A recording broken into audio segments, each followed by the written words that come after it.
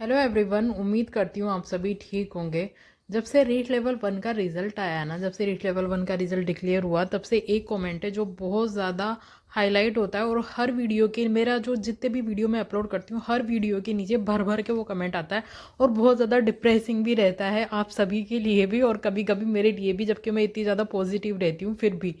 तो कमेंट ये रहता है कि जैसे रीट लेवल वन की कट ऑफ बढ़ी है, वैसे ही कहीं हमारी भी तो निबट जाएगी ना रीट लेवल टू की। चाहे से वो कोई सा भी सब्जेक्ट हो, हिंदी, एसएसटी, संस्कृत, साइंस, कोई सा भी सब्जेक्ट हो, हर सब्जेक्ट के कुछ ना कुछ बच्चे ये कमेंट जरूर करते हैं कि रीट लेवल वन की कट ऑफ तो बहुत ज़्यादा बढ़ गई, 10 नंबर 12 नंबर, तो हमारी भी उतनी ही ज़्यादा बढ़ जाएगी क्या। तो आपको एक बात बताती हूँ मैं, उससे आपके माइंड में ये सारे जितने भी थॉट्स हैं, नेगेटिव थॉट्स, ये आने बंद हो जाएंगे। देखो एक बात बताऊँ ना, कभी भी कट ऑफ इस टाइप से नहीं बढ़ेगी कि रीट लेवल वन में इस कैटेगरी की और इतनी बड़ी तो इधर भी ऐसा ऐसा होगा, नहीं, ऐसा बिल्कुल भी नहीं होता है।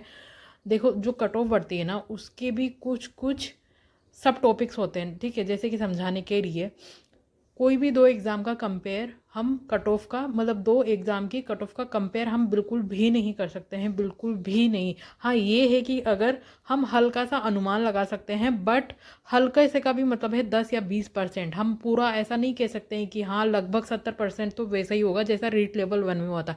ऐसा कभी भी नहीं होता है, बिकॉज इसके बहुत सारे रीजंस होते हैं।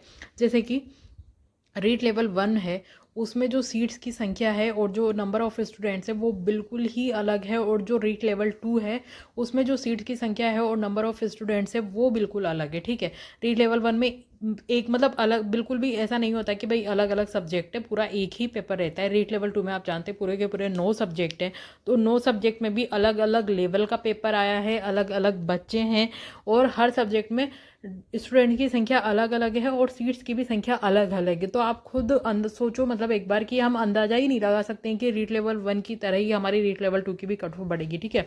और एक और जो चीज़ मैं आपको रियलिटी बताना चाह रही हूँ, जो मुझे नहीं, ऐसा नहीं है कि सिर्फ मुझे ही लगता है, सभी को लगता है, आप खुद भी जानते हो। जैसे कि जब रीट 2021 हुई थी, तो उस टाइम पे रीट लेवल टू के हर स्टूडेंट ने रीट लेवल वन का पेपर दिया था, क्योंकि उस टाइम हमको अलाउ किया था कोर्ट ने कि हम फॉर्म भर सकें और पेपर दे सकें, ठीक है। हालांकि बाद में उसमें आउट कर दिया गया था, वो बात की बात है। तो हमने वो पेपर दिया और अभी भी हम पेपर तो देख ही लेते हैं, तो हम सबको इतना सा आइडिया ज़रूर है कि रीट लेवल वन का जो पेपर रहता है वो रीट लेवल टू की अपेक्षा बहुत ज़्यादा ईजी रहता है। शायद उनके लिए ना रहे, बट जितने भी रीट लेवल टू के स्टूडेंट्स हैं उनके लिए रीट लेवल वन का पेपर जो रहता है वो सॉल्व करने में बहुत ज़्यादा ईजी रहता है रीट लेवल टू के कंपेयर में, ठीक है। तो वो चीज़ें भी कट ऑफ का एक बहुत बड़ा रोल अदा करती है कि कट ऑफ कैसे जाएगी, कितनी जाएगी, ठीक है। तो फर्स्ट ऑफ ऑल, मतलब मैं आप लोगों को एक चीज़ क्लियर करना चाहूँगी, जिनको कुछ भी इधर उधर का नहीं समझना है या फिर उनको इतना मतलब फालतू के लफड़ों में नहीं पड़ना है कि इतना सोचे, जिनको सिंपली जानना है उनको मैं खुद मतलब कंक्लूजन निकाल के बता रही हूँ। देखो, रीट लेवल वन की आप कोई सा भी, अगर आप लोग यूट्यूबर्स के ऊपर भी बहुत ज़्यादा रहता है, कोई किसी टीचर के ऊपर बहुत ज़्यादा विश्वास करता है, बहुत ज़्यादा ट्रस्ट रहते हैं, सबके अलग अलग ट्रस्ट इशू रहते हैं।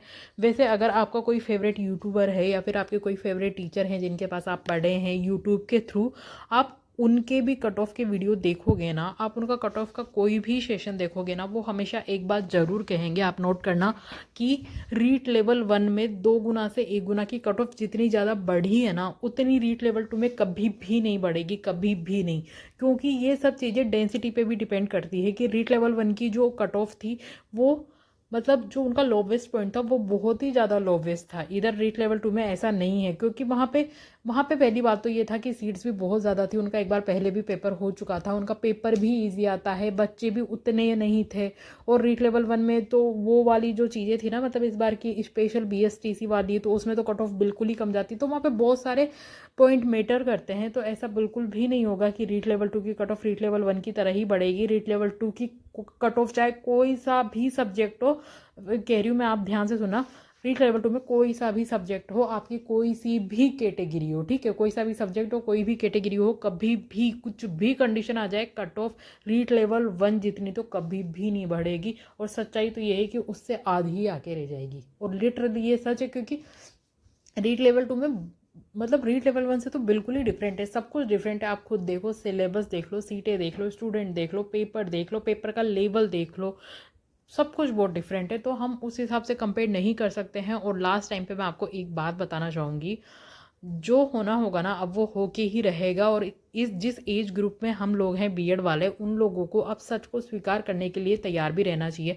हम हमेशा यही टेंशन नहीं ले सकते कि कट ऑफ रीट लेवल 1 वालों की तरफ तो नहीं बढ़ जाएगी ना, क्योंकि फिर ऐसे तो आप कभी खुश ही नहीं रह पाओगे। आपके पास अगर ठीक है, मानते हैं हम कि अगर किसी का सिलेक्शन नहीं भी होता है तो अगर रिजल्ट आने में 3-4 दिन है तो हम क्या 3-4 दिन तक दुखी रहेंगे? क्या दुखी रह के हमारा टाइम वेस्ट करेंगे? ऐसा हमको बिल्कुल भी नहीं करना है। हम उस एज ग्रुप में नहीं है कि हम इतने ज़्यादा डिप्रेशन में जाते हैं। हालांकि मुझे पता है डिप्रेशन में जाने की सिचुएशन है जिस हिसाब से रीट लेवल 2 की हिस्ट्री रही है पिछले कुछ सालों में, बट फिर भी हमको मेंटली हमको प्रिपेयर करके रखना ही है और इन सब तनाव से दूर रहना है जब तक कि रिजल्ट नहीं आ जाता।